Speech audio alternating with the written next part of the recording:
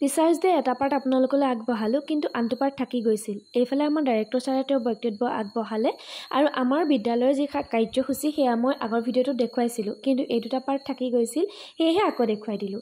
আমি আমাৰ এয়া অনুষ্ঠান শেষ কৰিলোঁ। তাৰপিছতে আমি আহিলোঁ নগাবাটৰ অংশুকা বিদ্যাপীঠলৈ, যিহেতু য'ত মই এবছৰ দিন কাম কৰিছিলোঁ ইয়াতেই কৰা। আৰু মই অহা মাত্ৰকে চাওকচোন কেনেকৈ মোক দৌৰি আহি সিহঁতি গবা মাৰি ধৰিছে। সঁচাকৈ বহুত বেছি আৱেগিক হৈ গৈছিলোঁ সেই সময়ত, যিহেতু এবছৰ দিনে কাম কৰি বহুত বেছি আপোন একদম নিজৰ দৰে লাগিছিলে।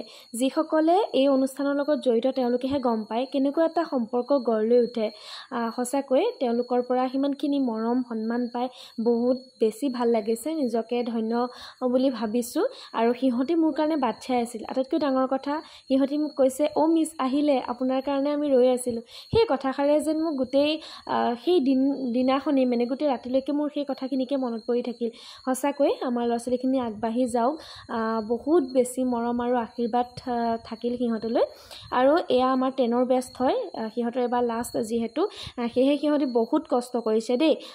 অকলে অকলে গোটেই খানা আয়োজন কৰিছে আৰু আমাকো খুব ধুনীয়াকৈ মানে জোৰ কৰি খুৱাইছে আৰু খাই বৈ পিছে ল'লোঁ।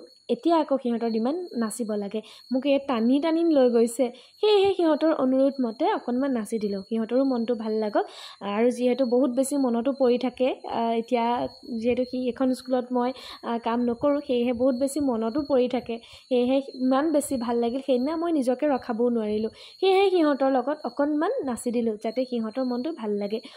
আৰু আমাৰ ছাত্ৰ ছাত্ৰীসকলৰ যি মৰম সন্মান, সেয়া সঁচাকৈ ক'ব লাগিব বহুত বেছি ভাল লাগিল। তেওঁলোকলৈ বহুত ধন্যবাদ থাকিল।